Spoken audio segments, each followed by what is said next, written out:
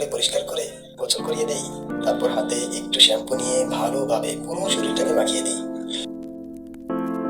প্রথমে কালো মানিককে ভিজিয়ে নিই, তারপর কচলিয়ে পরিষ্কার করে পানি দিয়ে ধুয়ে দিই। এরপর টাওয়েল দিয়ে মুছে দিই।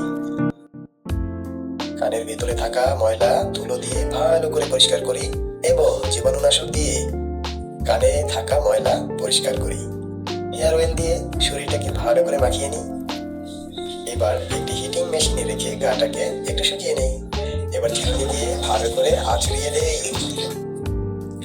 এবার একটি হিটিং মেশিনে রেখে গাটা শুকিয়ে নেই। তারপর চিরুনি দিয়ে ভালো করে আঁচড়িয়ে দেই। দেখো তো কত কিউট দেখাচ্ছে আমার কালো মানিককে। বন্ধুরা, আমার কালো মানিককে যদি তোমাদের ভালো লেগে থাকে তাহলে প্লিজ লাইক সাবস্ক্রাইব করে কমেন্টে কিউট লিখে দাও।